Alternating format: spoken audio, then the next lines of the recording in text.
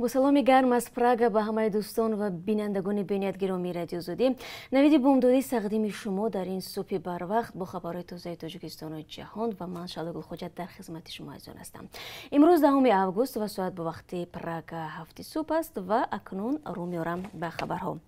شروع میکنم از انتخابات پرزیدنتی در بلاروس که روز گذشته برگزار شده اعلام گردید. تلویزیون دولتی بلاروس روز 9 آگوست گزارش داد که بنا به نظرسنجی یا اگزیت پول رسمی به جانبداری از الکساندر لوکاشنکو رئیس جمهوری فعلی زیاده از 81% و به پشتیبانی از نامزد مخالفین سویتلانا تیخانوفسکای حدود 7% رای دادند. نظرسنجی های مستقل در مرکزهای انتخاباتی برعکس این رقم ها را نشان دادند. تیخانوفسکای نیز در نشست خبری گفت که نتیجه های نظرسنجی رسمی را نمیپذیرد. من به چشمان خودم باور میکنم و میبینم که بسیاری ها با ما هستند، گفت او.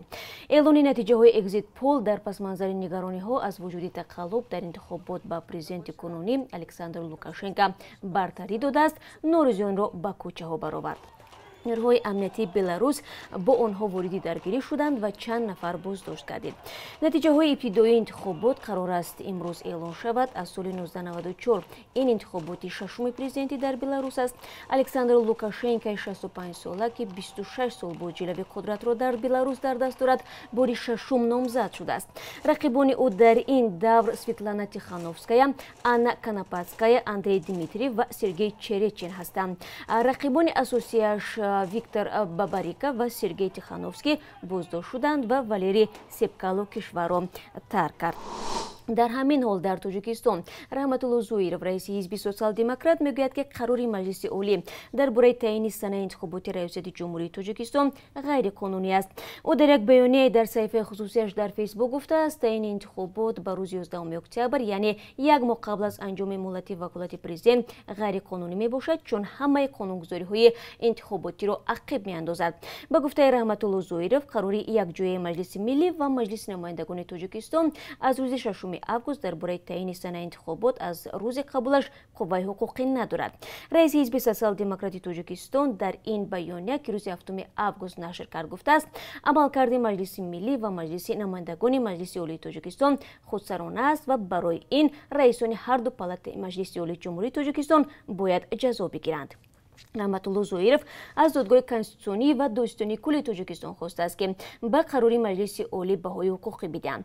نه مجلس ملی و نه مجلس نمایندگان که وکیلانش در تعطیل هستند به بیانیه رحمت الله زویرov واکنشی نشان ندادند. مجلس عالی تاجیکستان روز 6 آگوست قرار کرد که این انتخابات آینده پرزیدنتی روز 11 اکتبر برگزار شود. این مهلت یک ماه پیش از زمان انتخابات گذشته است. هر دفعه انتخابات پرزیدنتی در تاجیکستان ماه نوامبر برگزار میشد. این انتخابات ششم پرزیدنتی در دوران صاحب استقلالی تاجیکستان از سال 1994 به این طرف در 4 انتخابات پرزیدنتی امامعلی رحمان رئیس جمهوری کنونی پیروز شده است. رو میارم به خبرهای دیگر.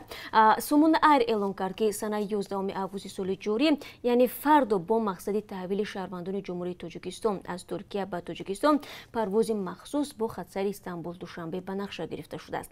شهروندان تاجیکستان که خواهش بازگشت به وطن را دارند میتوانند به نمایندگی دیپلماتی تاجیکستان در ترکیه و نمایندگی سمون ایر در استانبول مراجعت کنند. مطابق طلبات نوی فرودگاه استانبول به صفت باری دستی به داخل هواپیما با خود تنها لپتاپ، جزدان زنانه و کودکانه را گرفتن اجازت است. اموال دیگری مسافران همچون باغاج گذرانده می شود.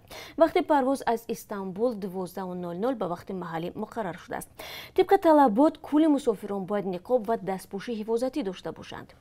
مسافرانی که تب بلند یا علامت‌های بیماری دارند به داخل هواپیما را دادن نمی‌شوند. مسافران بعد فرودگاهی در تاجیکستان از تشخیص گذرانده شده تا معین شوی نتیجه آزمایش در منطقه کرانتینی نگاه داشته می‌شوند. نفرانی که در آنها صورت کووید 19 معین می‌گردد در دوام 14 روز در منطقه کرانتینی با تشخیص و طبابت فرا گرفته می‌شوند. مسافرانی که معلوماتنامه گذشتن آزمایش را با نتیجه منفی در مدت 48 ساعت پیش از ورود دارند به ممانعت به قلمرو کشور راه داده میشوند. این نفران باید در مقامات تندرستی محلی از قید گذشته دوام 14 روز زیر نظارت طبیبان اختیاراً گوشه‌نشینی کنند. ضمناً درباره برقرار نمودن پروازهای دومی بین تاجیکستان و روسیه هنوز خبری در دست نیست و همچنین معلوم نیست که مرز بین این دو کشور کی باز می شود. انتظار می رود که فردا روسیه پروازها را با دهها دولت‌ها براه ماند. تاجیکستان میگوید که 100% آماده است پروازهای دومی را با روسیه از سر بگیرد. سفارت تاجیکستان در روسیه میگوید سنه دقیق شروع پروازهای دومی معلوم نیست، اما امیدوارند که روزهای نزدیک عملی می شود. اما تا آن دم پروازهای چارتری برای بازگرداندن شهروندان تاجیکستان از روسیه ادامه خواهد کرد. شرکت‌های هواپیمایی وطنی هفته 14 مرتبه از شهرهای گوناگون روسیه به پایتخت تاجیکستان پرواز خواهند کرد. طریق هر هواپیمای سامان ایر 184 و توسط هواپیمای تاجیک ایر 216 مسافران به وطن انتقال داده می‌شوند. شام 8 август در نزدیکی بازار مرگانی شهر دوشنبه یک کران چپا شده است. شاهدان حادثه میگویند این کران در محل ساختمان بناهای نو کار میکرد و 48 متر درازی داشت. بنا به خبری صفحه پرویز تیوی در فیسبوک در این حادثه 3 نفر مجروح شده به بیمارستان انتقال یافتند، ولی مقامات رسمی از جمله کمیته حالتهای فوق‌العاده در این زمینه خبر ندادند. در شب و روزی که در دوشنبه ساختمان بناها به سرعت جریان دارد، تقریبا در هر کوچه و خیابان 2-3 بوربردار قامت درست کرده است.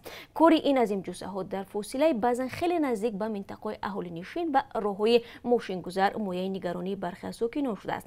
خدمات بی‌خطری کارها در صنعت و ساحه کوهکاری ماه یونیو سال گذشته خبر داد که در ساختمان‌های پایتخت بیش از 100 کران فعال می‌باشد. مقامات میگویند در کار کران‌ها چند خطای تکنیکی را آشکار کردند، ولی گردش آنها را در بالای راه‌ها و نزدیکی خانه مردم خطرزا نمی‌شمارند. در سال‌های گذشته حادثه‌های چپاشوی کران‌های ساختمانی در شهر دوشنبه ثبت شده است که علت آن هم شمال سخت و حالت نادرستی فنی نامبر شده بود.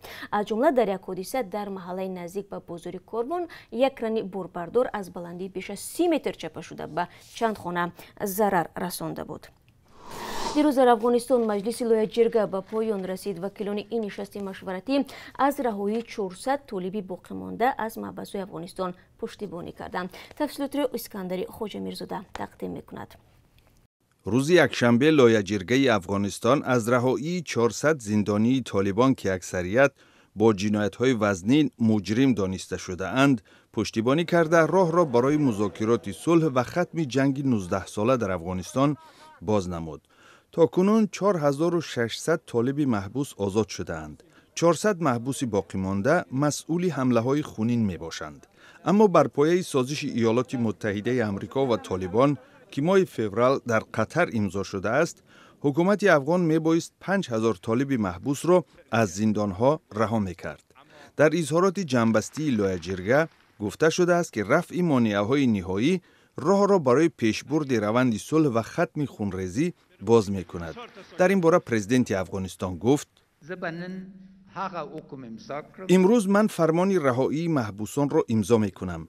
قبلا من چنین صلاحیت نداشتم.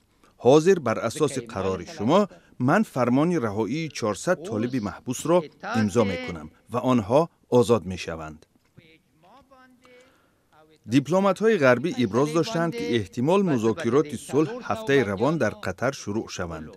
پرزیدنت افغانستان دعوت کرد که پیش از آغاز مذاکرات آتشبس کامل جاری شود. طبق یک گزارش سازمان ملل متحد سال 2019 در برخوردهای افغانستان بیش از 10,000 نفر به هلاکت رسیدند و یا مجروح شدند.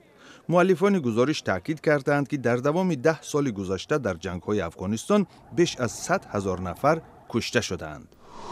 خب یک خبر دیگر نیز داریم از ناحیه ونجی ولایت مختار کوهستانی بدخشان که در اونجا یک زن 20 ساله در آب غرق شده جان خود را از دست داده است. مقامات کمیته حالتهای فوق‌العاده تاجیکستان گفتند حادثه روز 7 август در جماعتی یزغولام روی داد. به اطلاع رسمی این زن می‌خواسته است در دریای ونج بازی کند و ناگهان غرق شده است. جسد او را بعد از جستجوهای زیاد در پایین‌تر از دشت یزغولام یافته به پیوندانش دادند. به اطلاع رسمی در نیم سال گذشته 34 نفر در دریا و کوههای کشور غرق شدند که بیشتری آنها از 17 تا 35 سال داشتند. و بینندگان عزیز، حالا چون معمول برای شما از قرب اسعار خارجی میگویم که از طرف بانک ملی چنین تعیین شده است.